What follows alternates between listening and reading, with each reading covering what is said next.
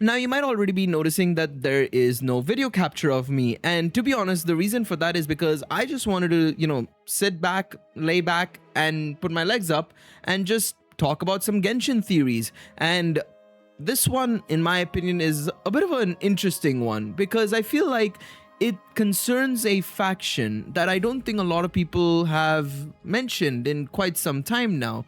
We've had a lot of stuff about Genshin happen recently, right? In terms of the lore and story side of things, right? You had the Temple of Space, you had obviously Irminsul and Sumeru, obviously you had the Moongazing World Quest in 6.7. It's been a lot of stuff on that front, right? What we're talking about in-game stuff. And not only that, but we've also had a preview of what to expect in-game as well with the Snezhnaya PV. I think that also was such a doozy, right? Because we are finally facing off against the Shades first and foremost, right? It's the first step on taking on the Heavenly Principles, who, by the way, has also been a common denominator, you could say, in everything that's been happening since 6.5, right? Everything that's linked to the Heavenly Principles that we've been getting shown has been about how he's this evil potential AI thingy-mababa that's causing a lot of damage to Teyvat and has caused a lot of issues, destruction, destroyed civilizations since his arrival to Teyvat, right? So that has been obviously a key plot point that's been going on in Genshin Impact recently, right? But like I said, I do think there is a bigger faction and a bigger concern that I think people are kind of not necessarily forgetting about, but it's going under the radar for a lot of people.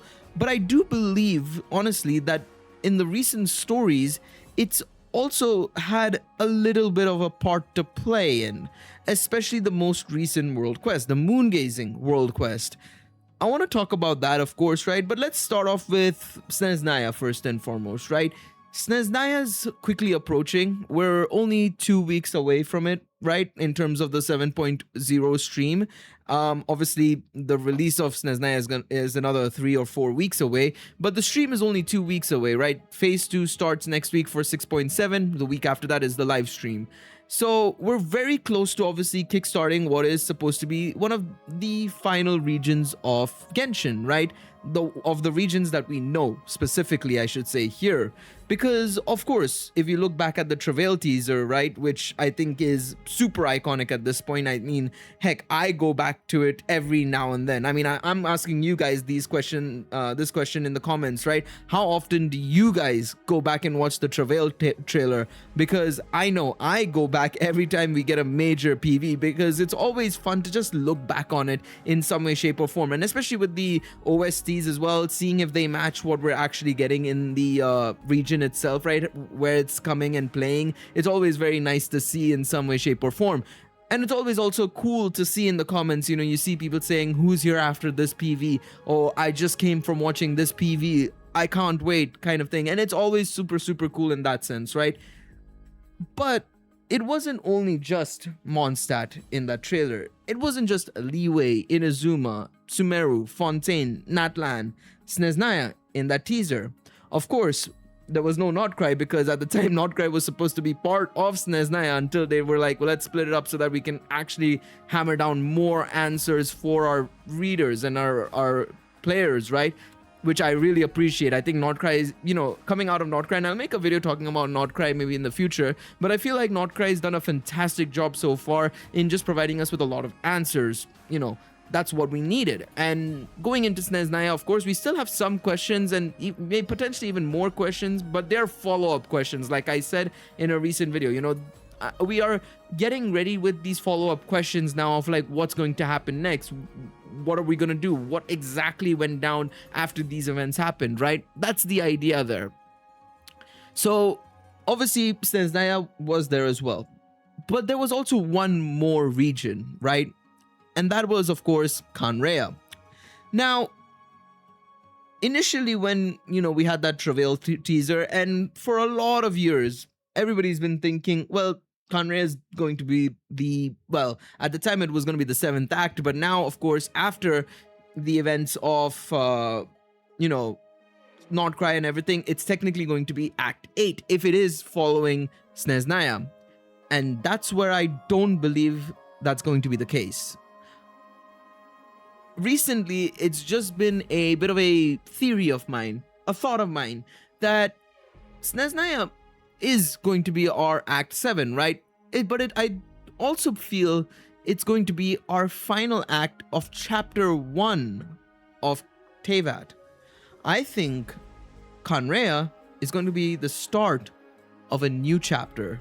I think it's going to be Act 1 of the new chapter. Now, let me explain my logic behind this, right? Now, if you go back to the Travail teaser immediately, right? First and foremost, let's talk about the Travail teaser, right?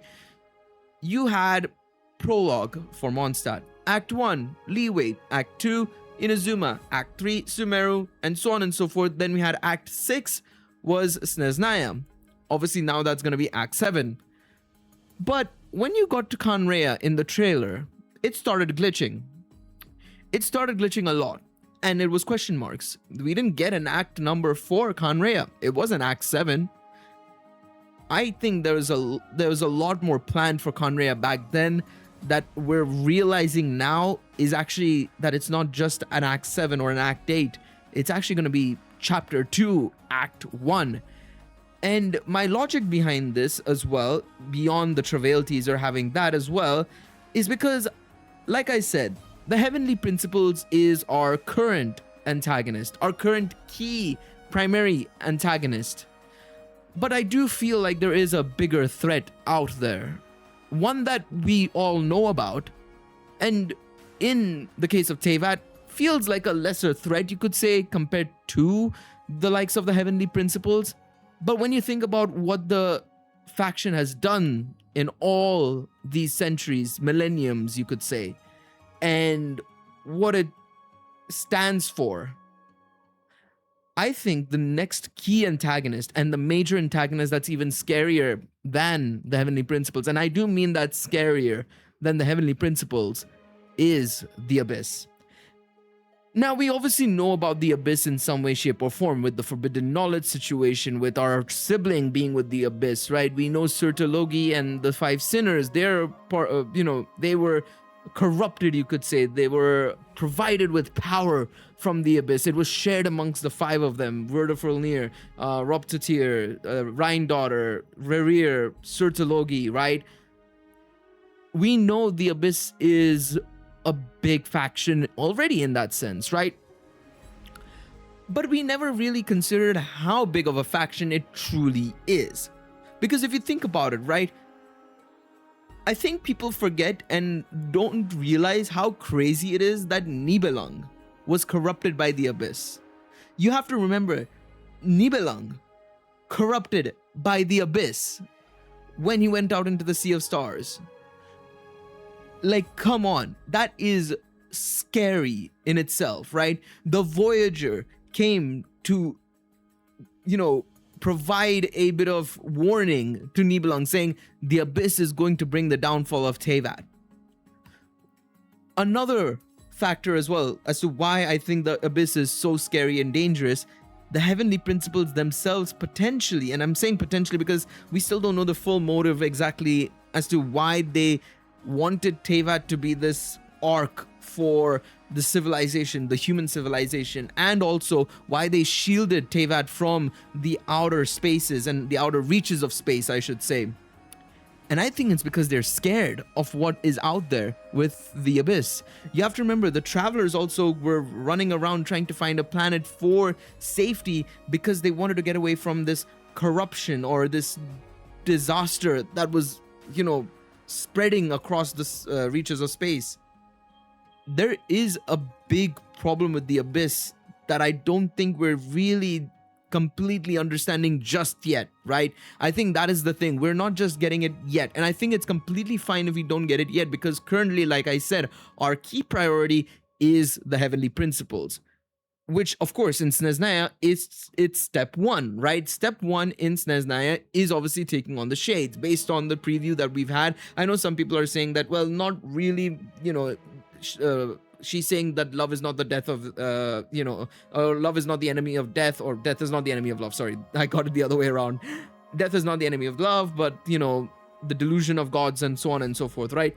But that is still, in my opinion, the Tsaritsa taking on the shades, because what she is saying in that trailer, right, is that death is not the enemy of love, because death comes to everybody. Death is something that exists. It is something that happens. It's the natural order of life, and it's completely fine if death does part lovers, right? It's the saying that happens in all weddings, until death do us part. That is completely fine. It is in line with that. But what isn't fair is if there is a delusion of gods trying to overplay the game in splitting apart potential lovers, or other situations, getting involved in matters that shouldn't be something they get involved in, overstepping their boundaries, you could say, right? So I do think that the shades are going to be, especially Renova in this case, I think is going to be playing the role of the antagonist, or at least a antagonist in Snezhnaya. But going into what happens after Snezhnaya, that's the real question. What is going to happen after Snezhnaya? Well, to my mind, and this is my theory, is that we're going to go to Khaenri'ah for sure, but we're not going to go to the Khaenri'ah that existed once upon a time ago. Because the Khaenri'ah that existed once upon a time ago, let's be real, it's probably ruins based on whatever footage we've seen, right, of the Cataclysm, right, with the trailer we had leading into Nordcry, of course. We saw the God's Limit teaser, right? That one showed us how Renova was just destroying everything, laying down the curse on all the Khaenri'ahs. So I don't think we're going to go to the same exact Khaenri'ah that once existed. I think there will be a new Khaenri'ah set up, and obviously that will be where we take on the Heavenly Principles. I think going into Khaenri'ah, the Heavenly Principles is still going to be a factor, but I think he's going to be an early enemy and an early defeat, you should say, or opponent that we take down until we get to the big enemy, which is the Abyss, I think. From there, it's going to be very interesting to see where Genshin goes, because of course there are a couple of paths that they can take, right? They can make Genshin Part 2, which is what I think it'll be, still based on Teyvat. Absolutely, it's possible, right? It is very possible. But the other possibility is going into outer space, sort of like a Genshin Star Rail, maybe? Not as a separate game necessarily, can be the same game, and probably will be the same game, similar to how Honkai Impact 3rd has a Part 1 and now a Part 2. Could be the very same thing, right? Because with how we've seen, the moon gazing world quest and setting up that whole thing of sending a message to space, people from space might be coming, there might be more outsiders coming into play potentially. Then you obviously had that discussion between the Traveler and Columbina when you go back to the spaceship after the world quest, where they talk about Traveler going back to his home planet as well, or their home planet, I should say, more so, with the sibling, right? It is going to be very interesting if they go down that direction, because I am very curious to see how they execute it, right? Because setting up a new planet open world will be insane work from Genshin, right? But it is going to be interesting to see as well how much of a threat the Abyss truly is, especially in the Sea of Stars. Because, like I said, all we know about the Abyss right now are obviously the Lectors, the Heralds that we see, the corrupted monsters, beings that we see, so on and so forth. That's what we know about the Abyss, right? But we know there's a lot more power there, right? We've seen how much how it corrupted Nibelung. We've seen how much power it provided to the Five Sinners, right? We know that they are a big threat. They are a massive threat. So it's going to be interesting to see where Genshin truly ends up going in when it comes to Khaenri'ah and what comes after Snezhnaya. It's going to be fascinating, to say the least. Now, I will say one more thing as well before I wrap it all up and everything. I do think that it would be a little bit weird, to be honest, for the Heavenly Principles to be effectively an enemy in the final an enemy for the first part of a new chapter, But I think it would also be a great way for them to set up what is effectively a greater threat to the world. The other, or to the universe, even, I should say, more so. The other thing as well that is quite interesting and how it would be executed is because, like I said, we know the Abyss is a huge threat, and it's a threat outside outside of Teyvat as well. So what is surprising to me and what will be interesting is to see how the sibling story will be executed, right? The Abyssal Prince/Princess, right? Because why would they join the Abyss after, they've seen everything outside of Teyvat, unless they've obviously forgotten all about it, potentially, right? That is also a possibility as well. Like I said, there's a lot of possibilities here and a lot of theories that I could, continue going on about, and questions that can be raised based on this. But what I want to do is ask you guys to let me know what y'all think. Do you think Khaenri'ah will be the start of a new chapter? Do you think the Abyss is actually a bigger threat than the Heavenly Principles and it's going under the radar a little bit? Do you think that we could see Genshin going into outer space in part 2, and that we're going to go to multiple planets and it's just not going to be limited to Teyvat?